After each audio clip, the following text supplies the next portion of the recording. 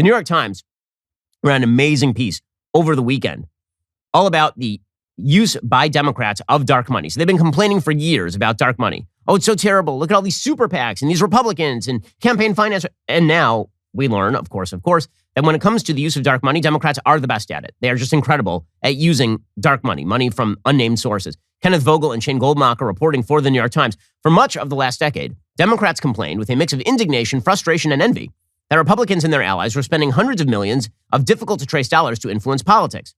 Dark money became a dirty word, as the left warned of the threat of corruption posed by corporations and billionaires that were spending unlimited sums through loosely regulated nonprofits which did not disclose their donors' identities. Then came the 2020 election.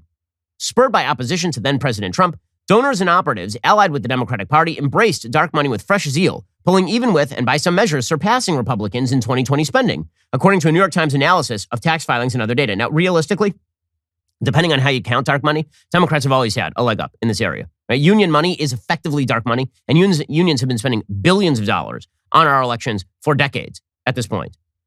And if you're going to look at how Democrats spent actual dark money in the last year, you really have to look at all the donations that giant corporations were making to Black Lives Matter associated left-wing groups that were doing get out the vote efforts.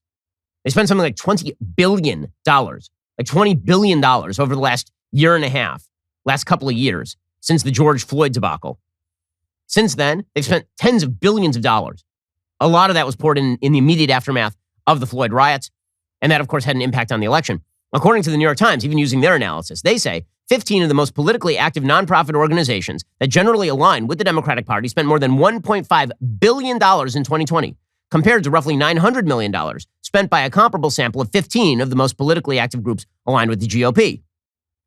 The findings reveal the growth and ascendancy of a shadow political infrastructure that is reshaping American politics as mega donors to these nonprofits take advantage of loose disclosure laws to make multi-million-dollar outlays in total secrecy.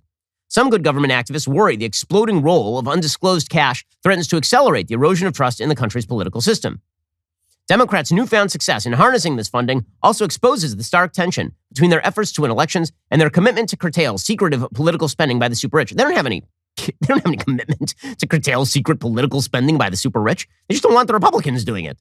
They like ripping on the Koch brothers, but the minute you mention George Soros, they're like, oh, you only hate him because he's a Jew.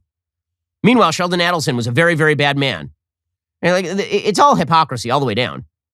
A single cryptically named entity, according to the New York Times, that has served as a clearinghouse of undisclosed cash for the left, the 1630 Fund, received mystery donations as large as $50 million and disseminated grants to more than 200 groups while spending a total of $410 million in 2020, more than the DNC. Nonprofits do not abide by the same transparency rules or donation limits as parties or campaigns, though they can underwrite many similar activities, advertising, polling, research, voter registration, and mobilization, legal fights over voting rules. The scale of secret spending is such that even as small donors have become a potent force in politics, undisclosed money dwarfed the 2020 campaign fundraising of President Biden, who raised $1 billion, or Trump, who raised $810 million. Heading into the midterm elections, Democrats are warning major donors not to give in to the financial complacency that afflicts the party in power. Republicans are rushing to level the dark money playing field to take advantage of what is expected to be a favorable political climate in 2020. At stake is not just control of Congress, but whether Republican donors will become more unified with Trump out of the White House. Two Republican secret money groups focused on Congress said their combined fundraising reached nearly $100 million in 2021, far more than they raised in 2019. But again, none of this is actually counting extraordinary amounts of money that were poured in by corporations like Facebook into voter registration in particular areas. None of it is counting that $20 billion poured into Black Lives Matter front groups by corporations over the course of 2020. It's crazy.